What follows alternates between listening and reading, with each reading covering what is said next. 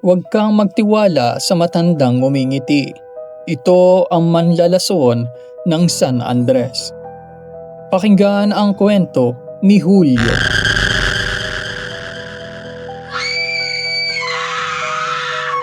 Ako si Julio. Nandito ako ngayon sa San Andres mula nung isang buwan para makatulong sa pagsasaka ng tiyuhin ko. Noong mga unang linggo ko pa lang, napansin ko na tahimik ang lugar.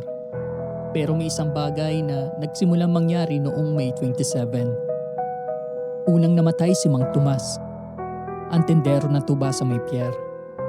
Sabi nila, inatake daw sa puso. Pero nakita ko mismo ang mukha niya, dilaw na tila isang wax, at sa kanyang labi na parang sinunog. Kinabukasan, 2 bata sa barangay Montenegro ang namatay. Pagkatapos kumain daw di umano ng suman na binili nila sa palengke. Sabi ng doktor, food poisoning. Pero pareho ang sintomas. Biglang pagsusuka ng dugo, pagkabaluktot ng katawan, at huling hininga na amoy mapait na halamang gamot. Katulad ng pagkamatay kay Mang Tomas. Noong ika-21 ng buwan ng Mayo, habang naglalakad ako pauwi, ay napansin ko si Aling Carmen. Yung matandang mataba na laging nakaupo sa gilid ng palengke. Yung nagbebenta ng espesyal na kakanin na sinasabing pampalakas daw ng dugo. Pero tila may kakaiba sa mga mata niya, na parang alam na alam niya kung sino ang susunod na bibili. Nang gabing iyon, sumunod ako sa kanya pauwi. Sa likod ng lumang simbahan, may maliit na kubo siya na halos natatakpan ng malalaking dahon ng gabi. Nakita ko siya naghahalo sa isang malaking palayok. Hindi pagkain, kundi halaman.